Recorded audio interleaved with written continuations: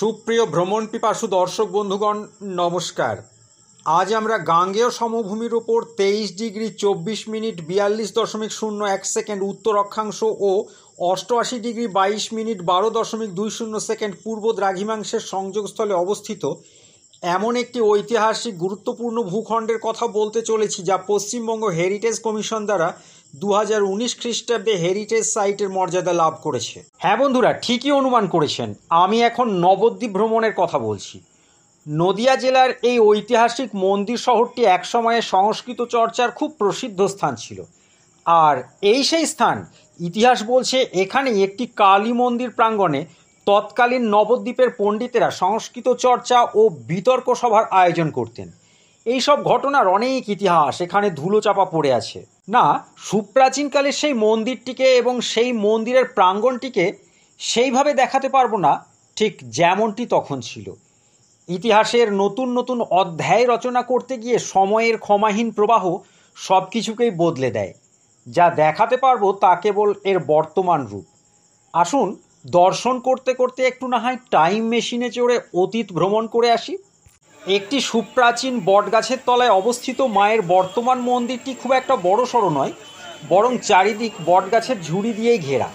মন্দিরের সামনের দিকটা পশ্চিমমুখী, আর এর চারিদিকে রয়েছে ভিড়ে ঠাসা বাজার, যেখানে অন্যান্য সামগ্রীর সঙ্গে সঙ্গে মূলত পুজোর উপকরণ বেশি পাওয়া যায়। আপনি এখান থেকেই ভোগ কিনে নিয়ে মায়ের পুজো দিতে পারবেন। এই মন্দিরে সারা বছর দর্শনার্থীদের ভিড় লেগেই থাকে। নবদ্বীপের এই লৌকিক দেবী পোড়ামা আসলে দক্ষিণাকালী। সারা বছর মা এখানে দক্ষিণাকালী রূপেই পূজিতা হন। তবে সরস্বতী পুজোর দিন অর্থাৎ শ্রীপঞ্চমী তিথিতে মা এখানে নীল সরস্বতী রূপে ভক্তদের দ্বারা পূজিতা হন। পুরোহিত মহাশয়ের মন্ত্র উচ্চারণের মধ্য দিয়ে পূজা প্রদান ছাড়াও ভক্তরা ভক্তি ভরে এই বটগাছটির চারিদিকে প্রদক্ষিণ করে। এই প্রদক্ষিণ পথটি খুব সংকীর্ণ, তবুও তার মধ্যেও প্রদক্ষিণ করার জন্য ভক্তদের ঠাসাঠাসি ভিড় লেগেই থাকে। হ্যাঁ, কি বললেন? মন্দিরটি কবে প্রতিষ্ঠা হয়েছে? না, কবে প্রতিষ্ঠা হয়েছে তা নিশ্চিত করে বলা সম্ভব নয়। কারো কারো মতে এই মন্দিরটির প্রতিষ্ঠা পঞ্চদশ শতাব্দীতে। বাসুদেব সার্বভৌম নামে একজন পণ্ডিত এই মন্দিরটির প্রতিষ্ঠা করেন। কেউ কেউ আবার দাবি করেন যে বাসুদেব সার্বভৌমের বহু আগেই রামভদ্র সিদ্ধান্ত বাগীশ নামক এক শাক্ত পণ্ডিতের দ্বারা এই মন্দিরটির প্রতিষ্ঠা হয়েছিল। যাই হোক, সেসব কাহিনীর দিকে আজ আর যাচ্ছি না। প্রচলিত মতামত বা লোককথার মধ্যে ভিন্নতা থাকলেও এই পুরনো মন্দিরটি যে কোনো এক সময়ে অগ্নিদগ্ধ হয়ে ধ্বংসপ্রাপ্ত হয়েছিল তা সকলেই স্বীকার করেন। এই দগ্ধ হবার কারণেই নাকি মায়ের আরেকটি নাম বিদগ্ধ জননী। এবং বর্তমানে যে বটগাছের নিচে মায়ের অবস্থান তা হয়তো তুলনায় নবীন হলেও ঐতিহাসিকরা অনুমান করেন তার বয়স প্রায় 200 ছুঁই ছুঁই করছে। এই মন্দির চত্বরে দাঁড়িয়েই আপনি এই স্থানটির প্রাচীনত্ব সম্পর্কে চাক্ষুষ প্রমাণ পেয়ে যাবেন এর সন্নিকটে অবস্থিত অন্য দুটি প্রাচীন মন্দির দেখে, যাদের একটি হলো ভবতারণ শিব মন্দির। 1825 খ্রিস্টাব্দে মহারাজা গিরিশচন্দ্র বাংলার মন্দির স্থাপত্যে নির্মিত এই অষ্টকোণাকৃতি শিখর মন্দিরটি নির্মাণ করিয়েছিলেন। 1911 থেকে 1928 খ্রিস্টাব্দের মধ্যে রাজা খৈনিশচন্দ্রের সময় মন্দিরটির সংস্কার করা হয়। সম্ভবত এটিই শেষ সংস্কার।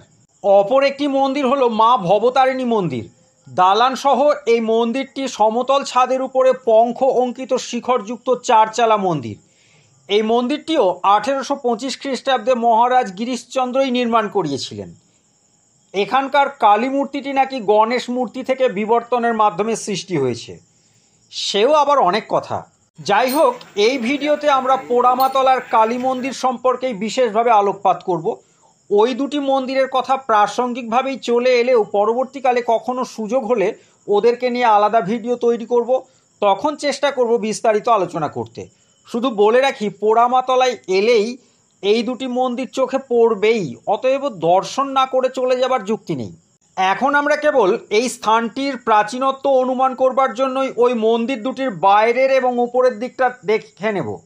সুপ্রাচীন ওই দুটি মন্দিরেরই উপরাংশ ভেদ করে এখন বটগাছ জন্মে গেছে। এই বটের শিকড় এমন বিপজ্জনকভাবে মন্দিরের দেওয়াল ফুঁড়ে ঢুকে গেছে, যার কারণে এখন আর মন্দিরগুলি সংস্কার করাও সম্ভব নয় বলেই ধরে নেওয়া যায়। তাহলে কি অদূর বা সুদূর ভবিষ্যতে আমরা এইরকম একটি গুরুত্বপূর্ণ স্থানের ঐতিহাসিক নিদর্শনগুলিও ক্রমাগত হারাতে বসেছি? দূর, এই দেখুন তো কি কি সব অলক্ষণে কথা বলে আমি আবার আপনাদের মনটা খারাপ করে দিচ্ছি। ভাববার কথা তো বটেই, তবু এখন ও প্রসঙ্গ থাক, সময় কম। তাছাড়া আমরা এসেছি ভ্রমণের আনন্দ নিতে। এখন গ্রীষ্মকাল তো, চারিদিকে ঘুরতে ঘুরতে আপনাদের নিশ্চয়ই খুব গরম লেগে গেছে, অন্তত পিপাসা তো পেয়েছেই, তাই না? তাহলে আসুন না একটু ক্লান্তি নিবারণ করে আসি। শরীরের কথাও তো ভাবতে হবে, তাই না? আরে না না, তার জন্য দূরে কোথাও যেতে হবে না, এই মন্দিরের কাছেই চলুন, আপনাদের এক চমৎকার পানীয় পান করাবো।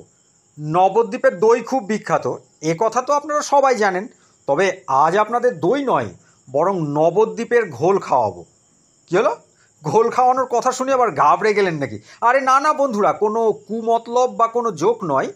আক্ষরিক অর্থে ঘোল মানে ঘোলের শরবত, তা বলে কিন্তু লস্যি মনে করবেন না। আরে এক গ্লাস খেয়ে দেখুন, ক্লান্তি কোথায় দূরে সরে যাবে। প্রতিদিন প্রচুর পর্যটক তো এখান থেকে এই বিখ্যাত ঘোল খেয়ে রসনা তৃপ্তি, তৃষ্ণা নিবারণ এবং ক্লান্তি নিবারণ করেই আসছে। খেয়েই দেখুন না। ঠিক আছে বন্ধুরা, ভিডিওটি কেমন লাগলো দয়া করে কমেন্ট বক্সে কমেন্ট করে জানাবেন। কিন্তু ভালো লাগলে একটি লাইক তো আশা করতেই পারি, তাই না? আর আপনি কি ফেসবুক থেকে দেখছেন? তাহলে বহিঃপ্রকাশ পেজটিকে ফলো করার অনুরোধ রইল। আর যারা ইউটিউব থেকে দেখছেন তাদের থাপাস ব্লগস চ্যানেলটিকে সাবস্ক্রাইব করে নিতে অনুরোধ রইল। সকলে ভালো থাকুন, সুস্থ থাকুন, আবার দেখা হবে কোনো নতুন ভিডিও নিয়ে। আপনাদের সকলের জন্য অনেক অনেক শুভকামনা রইল। নমস্কার।